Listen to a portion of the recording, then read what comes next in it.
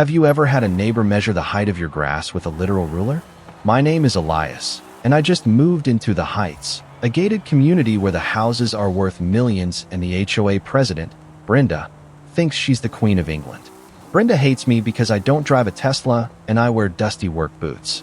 She thinks I'm a lowly construction worker who got lucky and bought a fixer-upper in her pristine kingdom. Yesterday, she handed me a $25,000 fine for having a non-approved dumpster in my driveway and told me my house was an eyesore that lowered the property value of her carefully curated street. What Brenda doesn't know is that I'm not just a construction worker. I'm the head architect for the City Planning Commission. I'm the guy who approved the blueprints for this entire neighborhood, and I'm the only person who knows that Brenda's luxury sunroom was built without a single legal permit. She wants to play the rules game? Fine. I'm about to show her what happens when the guy who designed the rules decides to enforce them. Welcome to ThreadVerse. The Heights was the kind of neighborhood that looked beautiful in a brochure and felt like a prison in person. Every house was a shade of eggshell, ecru, or sandstone. If you painted your front door navy blue, the HOA would have a SWAT team at your house by sunset. I had bought the oldest house in the Cul-de-Sac. It was a beautiful mid-century modern that had fallen into disrepair, and I was spending my weekends restoring it with my own two hands. I liked the work. It kept my mind off the bureaucracy of City Hall. But Brenda didn't see restoration. She saw chaos. I was out front, covered in drywall dust and sweat, when I heard the high-pitched whir of a golf cart. I didn't even have to look up to know who it was. Mr. Vance, we've discussed this. Brenda stepped off the cart, clutching a clipboard like it was a holy relic. She was wearing an oversized sun hat and a floral dress that cost more than my first truck. Behind her stood two other women, her enforcement committee, who looked like they were allergic to manual labor. Discussed what, Brenda? I asked, wiping my forehead with a dirty rag. The visual pollution, she shrieked, gesturing toward the small, professional-grade dumpster in my driveway. This is a luxury community, not a landfill. We have a strict no industrial equipment policy on weekends. It's in the bylaws, page 42, section B. I'm renovating, Brenda. The dumpster is gone on Monday. It's a necessary part of the process.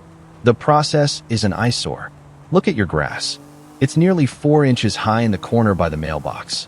My husband, Gary, had a heart palpitation just looking at it this morning. We are a community of standards, Elias. If you can't afford a professional landscaping crew, perhaps you should have stayed in the ungated parts of town. Brenda didn't just want a nice neighborhood. She wanted a museum where she was the curator. She had been the HOA president for 10 years, and in that time, she had successfully sued 3 families out of the neighborhood for things as small as excessive bird feeder usage. I'm not hiring a crew for something I can do myself, Brenda, I said, leaning on my shovel. It's not about what you can do, it's about the prestige, she hissed, stepping closer. I noticed she was carrying a digital tape measure. This house is a reflection of my leadership, and right now, it looks like a construction site. I'm issuing you a $5,000 daily fine until that dumpster is removed, and another $500 for the unauthorized work boots sitting on your porch. Work boots? You're fining me for shoes. They are unsightly footwear in a public-facing area, she snapped, scribbling on her clipboard. And don't bother appealing. I am the appeal committee. If I were you, I'd stop the work immediately. In fact, I'm calling the city inspector. I highly doubt a worker like you has the proper permits for a structural renovation like this. The irony was so thick I could have cut it with a saw. I'm the guy who issues the permits she was talking about. But I kept my mouth shut. Do what you have to do, Brenda, I said with a tight smile. Oh, I will. By the time I'm done with you, Elias, you'll be lucky if we let you keep the mailbox. Monday morning arrived, and I was back at my desk at the City Planning Commission. I was wearing my charcoal suit, my hair was styled, and I was surrounded by blueprints for a new $200 million waterfront development. My assistant, Sarah, walked in with a smirk on her face. Elias, you're not going to believe this. We just got a community complaint and a request for an emergency inspection for a property in the Heights. Let me guess, I said, not looking up from my screen. Address 424, Silver Oak Lane? Exactly. The complainant, a Mrs. Brenda Gable, claims the owner is performing unlicensed structural modifications and is a danger to the community's aesthetic integrity. She's demanding a permanent stop work order and a full property lien. I leaned back in my leather chair. Did she now? She also sent photos. Mostly of your dumpster and a pair of boots. Sarah started laughing. Does she know you're the one who signs the inspection certificates? She thinks I'm the guy who hauls the lumber, Sarah. And honestly, I want to keep it that way for a few more days. What are you planning? Brenda wants to play with building codes? Fine. I'm going to go out there this afternoon. Not as Elias the neighbor, but as Elias Vance, the head architect. But first, I want you to pull the master file for the Gable residence. I remember seeing some creative additions to that property when I was reviewing the neighborhood's original density maps last year. Sarah's eyes lit up. She hurried to the filing cabinets and returned 5 minutes later with a thick folder. Here it is. House 422. Brenda's place. Built in 2018. Wait, look at this.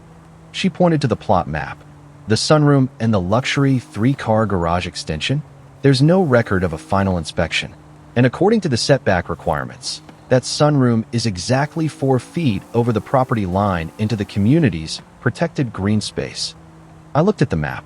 A slow, cold grin spread across my face. Brenda had been fining people for grass height, while her own house was literally encroaching on public land. Sarah, get the official city vehicle ready. And call the demolition contractor we keep on retainer for illegal encroachments. Tell them to be on standby for a Code 7 violation in the Heights. Code 7? You mean? A forced demolition? If the rules are the rules, Brenda should be happy to follow them. I'm just being a good neighbor. At 2 p.m. on Tuesday, the neighborhood was eerily quiet, the kind of silence that only exists in places where no one has a 9 to 5 job. I pulled into the cul-de-sac not in my beat-up renovation truck, but in a white Ford Explorer with the city of Crestview, planning and development seal emblazoned on the door. I was wearing my charcoal suit, but I'd added a high-visibility vest and a white hard hat. I carried a professional-grade survey transit and a digital tablet synced to the city's satellite mapping system. I didn't go to my house. I parked directly in front of Brenda's pristine, white brick colonial. Within 30 seconds, the front door flew open. Brenda didn't walk out. She descended. She was wearing a tennis outfit and holding a glass of green juice. When she saw the city vehicle, her face lit up with a predatory glow. She clearly thought her complaint from that morning had worked with record-breaking speed. "Officer, thank goodness you're here," she called out, scurrying down her manicured walkway. She didn't look at my face at first. She was too busy pointing toward my house across the street. "You need to see the state of 424. The owner is a total rogue. He's got an illegal dumpster, he's performing structural work without a license, and honestly, he's a threat too." She stopped. She was 5 feet away from me now. Her eyes traveled from my shiny black shoes to the city crest on my vest, and finally, to my face. The glass of green juice tilted precariously in her hand. "Elias?" she stammered, her voice dropping 2 octaves. "Why are you, what is this? Why are you in a city uniform?" "It's not a uniform, Brenda. It's a requirement for a level 4 site inspection," I said, my voice as flat as a blueprint. I didn't smile. I didn't wink. I just tapped my tablet. "I'm Elias Vance, the head architect for the City Planning Commission. I received a very urgent, very detailed complaint about aesthetic and structural integrity in this cul-de-sac. Since I live here, I decided to handle the field audit personally." Brenda's face went through a fascinating transition, from confusion to horror, and finally to a desperate, shaky kind of forced politeness. Head architect," she whispered. "But you were scrubbing your own porch. You wear dusty boots." "I like to work with my hands, Brenda. It helps me remember how buildings are actually made, rather than just how they're drawn," I said, stepping past her onto her lawn. I pulled out a laser measure. Click. A red dot appeared on the base of her luxury sunroom. "Now, about that complaint. You mentioned a danger to the community's integrity. I couldn't agree more. That's why I'm performing a comprehensive setback audit for the entire street." "The entire street?" Brenda asked, her voice cracking. "But I only reported your house. As a city official, I have to be impartial," I replied, checking the screen on my tablet. "If one house is out of code, the whole neighborhood must be checked to ensure the Heights maintains its," what was the word you used? "Prestige." I walked to the corner of her house, where the sunroom met the manicured hedge. I looked at the satellite overlay on my screen. The red line of the property boundary was clear as day. Brenda's sunroom didn't just touch the line. It jumped over it by exactly 4 feet, 2 inches. Brenda, this sunroom. It's a beautiful addition, I said, looking up at the glass structure. When was the final inspection performed? Oh, it was years ago, she said, waving a hand dismissively. My husband, Gary, handled all the contractors. We used the best people. It's all perfectly above board. That's strange, I said, turning the tablet so she could see the screen. Because according to the city's master database, there was never a permit issued for a sunroom at 422 Silver Oak Lane. There's a permit for a deck, but this isn't a deck. This is a permanent, conditioned living space built over a protected riparian green space zone. Brenda's green juice finally hit the pavement. In what zone? Brenda asked, her eyes darting toward the sunroom as if it might suddenly disappear. Riparian green space, I said, my voice gaining a professional edge. It's a protected area intended for water runoff and local wildlife. Nothing, and I mean nothing, is allowed to be built within 10 feet of that boundary. Not even a birdhouse. And your sunroom is 4 feet inside it. Now, look here, Elias, Brenda said, her HOA President voice trying to make a comeback. She stepped closer, her tone becoming a conspiratorial whisper. We're neighbors. We're both people of substance. I'm sure there's a clerical error somewhere. Why don't we go inside, have a proper drink, and we can discuss how to resolve this? I can certainly make those fines for your dumpster disappear from the HOA records. I looked down at her. Brenda, are you offering a bribe to a city official? No, of course not. I'm just saying. Because that would be a felony, I interrupted. And as for the clerical error, I've already verified the maps. The encroachment is physical. It's a direct violation of City Code 14.2. In your own words, Brenda, the rules are the rules. And the rule for encroachment on protected land is very specific. Which is what? She asked, her bottom lip starting to tremble. Mandatory restoration of the site, I said. In layman's terms, the sunroom has to go. All of it. Back to the original foundation line. And since it's on protected land, you can't just tear it down. You have to have a city-approved environmental team supervise the removal to ensure the soil isn't contaminated. You're going to make me tear down my $50,000 sunroom because of a few feet of grass. It's not just grass, Brenda. It's the law. The same law you wanted me to use to take my house away this morning. I'm just being the good neighbor you insisted I be. By 7 p.m., word had traveled through the heights like a wildfire in a drought. Brenda had called an emergency HOA meeting at the community clubhouse. Usually, these meetings were used to publicly shame someone for having the wrong color mulch. Tonight, it was a war council. I walked into the clubhouse 10 minutes late. The room was packed with 40 neighbors, all whispering and looking toward the front, where Brenda sat behind a long table with the rest of the board. She had traded her tennis outfit for a black dress. She looked like she was attending a funeral. This meeting is called to order, Brenda shouted, slamming her gavel. We have a crisis. A new resident, Mr. Vance, is using his position at City Hall to harass the board. He is threatening our property values and the very fabric of our community. A low murmur of agreement went through the crowd. He wants to tear down my sunroom. Brenda cried, her voice reaching a theatrical pitch. If he can do it to me, he can do it to you. We have to stand together. I move that we use the HOA's Legal Defense Fund to file an immediate injunction against the City Planning Commission. I stood up from the back of the room. The murmuring stopped instantly. Before you second that motion, I said, walking slowly down the center aisle. I wasn't wearing my city vest anymore, but I held a stack of manila folders. You should probably know what you're defending. I reached the front and laid the folders out on the table. Brenda isn't just violating city code, I said, addressing the room. She's been using HOA funds, your dues, to pay for the consulting fees of the contractor who built her illegal sunroom. I found the invoices in the city's digital archives during my audit. She told the board it was for drainage maintenance for the whole street. It wasn't. It was for her private glass palace. The room went deathly silent. Brenda's mouth opened, but no sound came out. And as for the injunction, I looked at the neighbors. The City Planning Commission doesn't just regulate sunrooms. We regulate density and zoning. If you file that injunction, the city will perform a full-scale audit of every property in this neighborhood.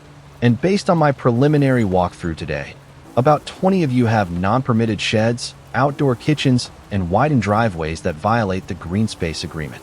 I leaned over the table, looking Brenda in the eye. So here's the deal. Brenda can resign tonight. She can pay back the drainage funds to the HOA, and she can handle her sunroom demolition quietly. If she does that, the city audit ends with her house. If she doesn't, well, I hope you all kept the receipts for your unpermitted patios. Because by Monday, the city is bringing the bulldozers. The silence in the clubhouse after my ultimatum was heavy enough to choke on. Brenda sat frozen, her hands still clutching the gavel, looking at the neighbors she had bullied for a decade. These were the people she had forced to repaint their mailboxes because they were off shade by 2 degrees. Is it true, Brenda? The voice came from the back. It was Mr. Henderson, a retired veteran who had once been fined $2,000 by Brenda for flying a flag that was 3 inches too wide. I can explain, Brenda stammered, her eyes darting around the room. The drainage work was complex. The sunroom was a byproduct of the engineering. It was a byproduct of theft, I said, leaning back against the podium. I have the contractor's itemized receipt right here. The $15,000 meant for street culvert repair was used to install the floor-to-ceiling double-pane glass you're currently enjoying your morning mimosas behind. The room erupted. It wasn't just anger. It was a decade of suppressed resentment finally finding a target. I second the motion for her resignation, someone shouted. I move to dissolve the current board, another added. Brenda looked at the women on the committee beside her, the ones who had always been her enforcers. They were already sliding their chairs away from her, looking at their phones, trying to pretend they had never seen a sunroom in their lives. Fine, Brenda screamed, standing up so fast her chair flipped over. I resign. Are you happy? You want to turn this neighborhood into a slum?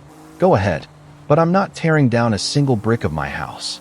Actually, Brenda, I said, as the crowd began to swarm the front table, you don't have a choice. The city order is already in the system. If the sunroom isn't gone by Friday, the city will send its own crew and add the cost, with a 200% administrative surcharge, to your property taxes. And trust me, the city's demolition is a lot less surgical than yours would be. Friday morning arrived with a symphony of sound that Brenda would have previously described as vandalism. A massive, rusted, industrial-grade dumpster, exactly like the one I had used, was backed into Brenda's driveway. The wheels shrieked against the pristine concrete, leaving black streaks that no power washer would ever fully remove. I was sitting on my front porch, wearing my dusty work boots, drinking a coffee and watching the show. Brenda was standing on her lawn, clutching a handkerchief to her face as a crew of 4 men in high-vis vests began to dismantle her palace. The sound of sledgehammers hitting glass was incredibly satisfying. Each shatter was like a refund for every petty fine she had ever issued. Elias, I looked over. Brenda was walking toward my porch, her eyes bloodshot, her hair a mess. She looked like she hadn't slept since the meeting. You're enjoying this, aren't you? She hissed, gesturing toward the destruction. You're a monster. You're destroying a woman's home over a petty disagreement about boots. I'm enforcing the rules, Brenda, I said, not standing up. Isn't that what you told me? The rules are the rules. You just didn't realize the city's rules are a lot bigger than your HOA's. And by the way, that dumpster in your driveway? It's been there for 4 hours. According to your own bylaws, page 42, that's a $5,000 fine for unauthorized industrial equipment on a weekend morning.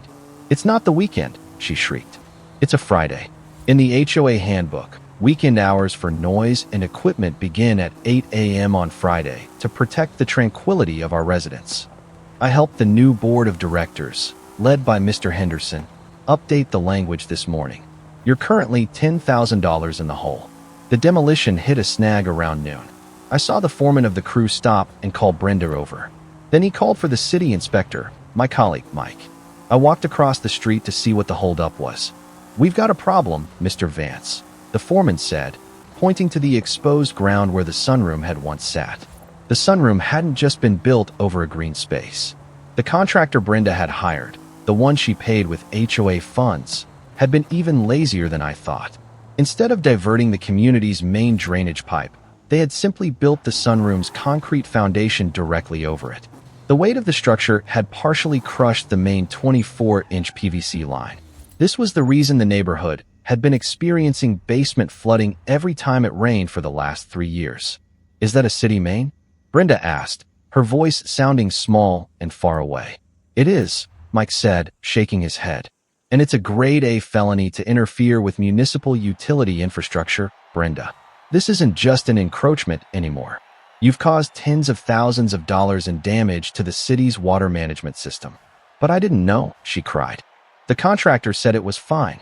"The contractor you hired without a permit?" I asked. "The one you paid with stolen money?" "Ignorance isn't a defense in architectural law, Brenda.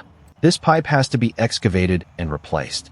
And because it's under your house's main footprint now, we might have to take out part of your garage, too." Brenda sat down on the curb, right next to the black streaks left by the dumpster. The Queen of the Heights was finally seeing the foundation of her life crumble, literally and figuratively. 6 months later, the Heights looked different. The eggshell and ecru monotony was gone. Mr. Henderson had painted his front door a brilliant American flag red. Another neighbor had installed a beautiful professional-grade greenhouse in their backyard, fully permitted and code-compliant. My house was finished. The mid-century modern lines were clean, the wood was stained a rich walnut, and the garden was a lush, natural habitat that actually helped with the area's drainage. Brenda's house was still there, but it was half the size it used to be.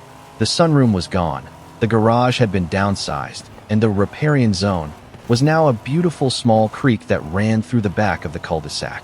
Brenda didn't live there anymore. The fines from the HOA and the city's lawsuits for the damaged drainage pipe had forced her to sell at a massive loss. She'd moved to a non-gated part of town, into a condo complex where, ironically, she wasn't allowed to have a sunroom.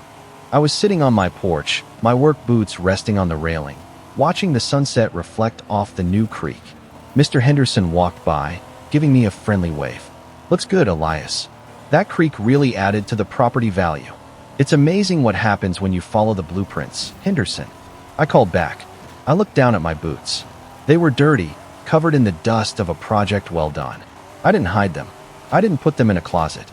I left them right there on the porch, a monument to the fact that in the real world, the people who build the rules are the only ones who truly know how to break the bullies.